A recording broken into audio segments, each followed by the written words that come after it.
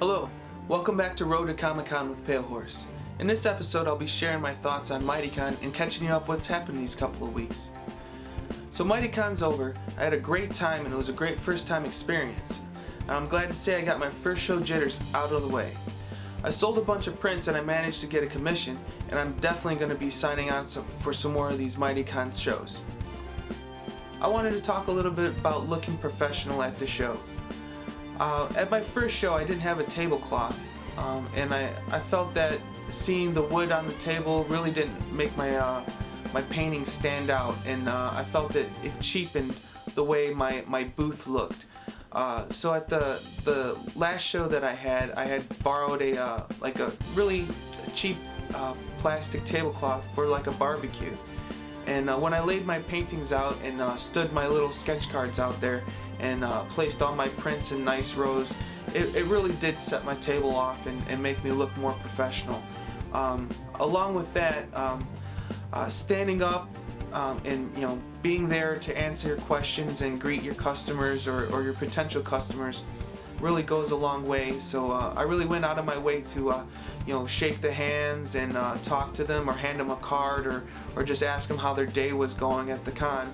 And I think that opens up a lot of chances to start dialogue with people and really get to talk to them and share your passion for your artwork or whatever you're doing or trying to sell at the Comic-Con or just to make new friends. It's a good way to look professional and be friendly, and nobody wants to talk to somebody that's a grumpy Gus or anything like that. So being talkative and greeting everybody is really key on looking professional. Along with your image and everything, having a nice spaced out items on your table, like your print rows, and then having all your paintings up in nice rows really looks really good. I don't want to go to a table that's all messy and I can't really pick things out, like what's for sale, what's not for sale, or having a hard time finding what the price is. So I made sure that the things that I was really looking to sell on my table had a nice big price tag, so there wasn't any questions of how much it cost. And sometimes people are nervous about asking how much something costs, and that that might lose a sale because of that person's shyness and you not thinking about that.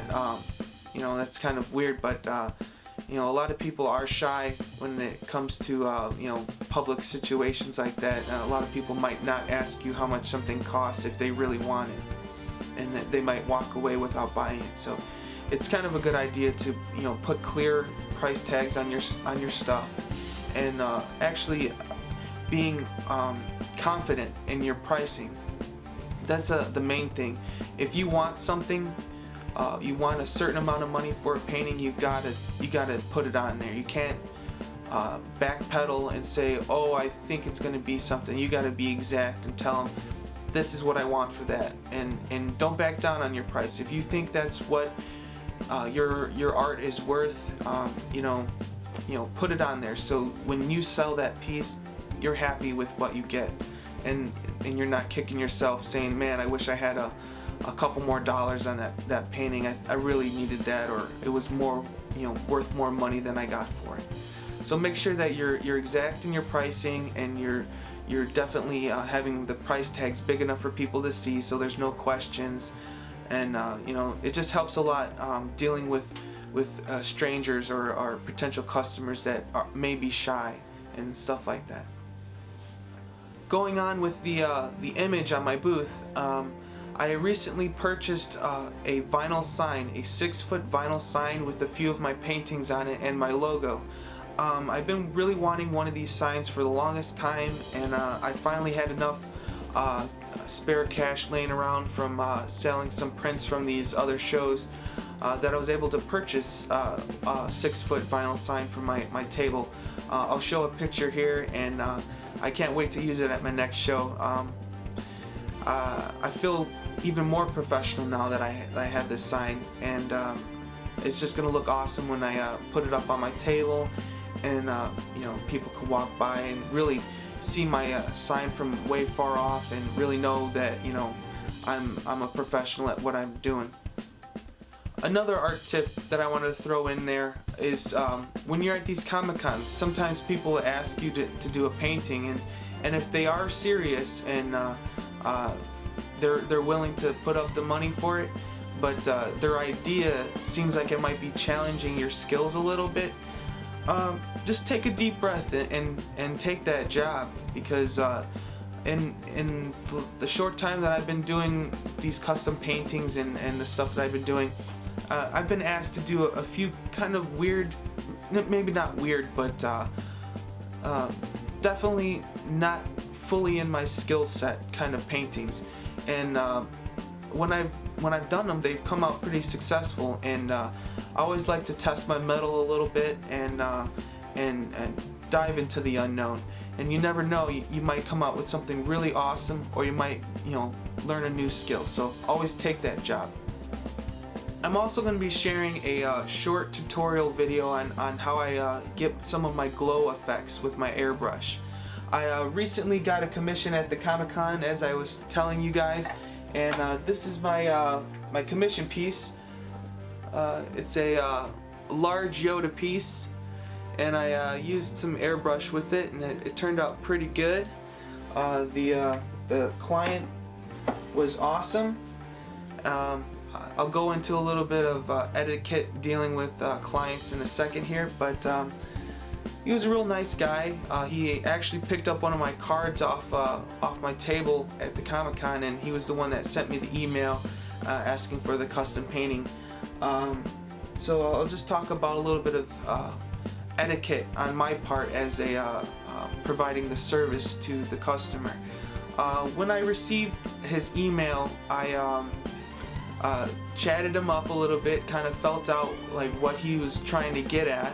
Sometimes dealing with customers, they don't really know what they want right away sometimes, or they're just kind of feeling you out, probing in different, you know, like what's the price on this, or what can you do, what can't you do, kind of stuff. So you just kind of, you know, steer them, trying to figure out exactly what they want. It's kind of like a little bit of a dance trying to figure it out, but eventually you'll figure out, do they want a print or do they want a custom painting? And eventually you'll get down to that question, and then they'll let you know.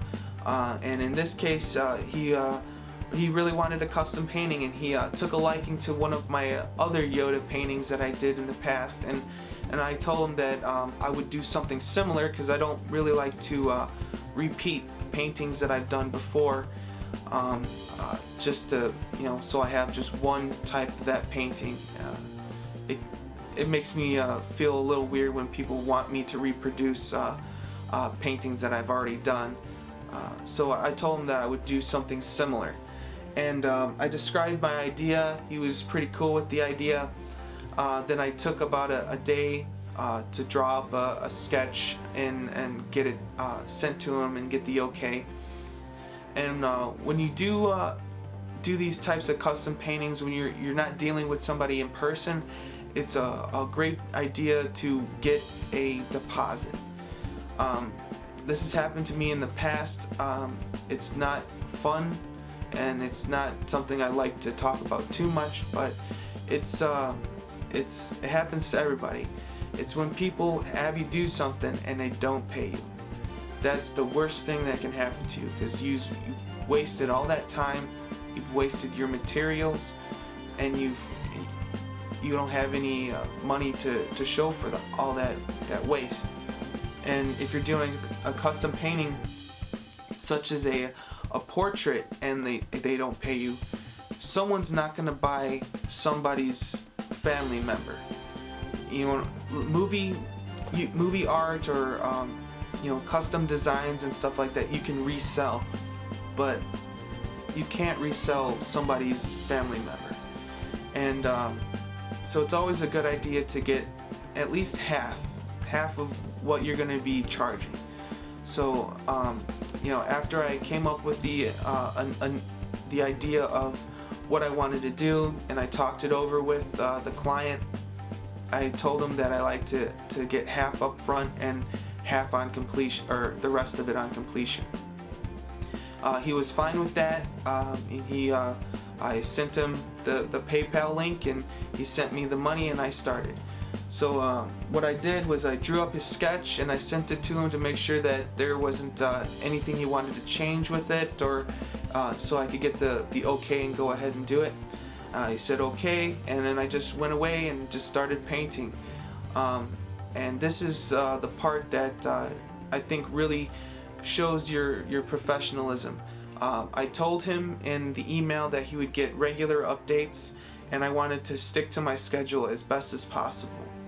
So what I did was, after I did a session on the painting, I would take a photo and I would send it to him. And I tried to stay on the every other day timeline. So if I was painting, I would send him the photo after it was done, so he had an update photo.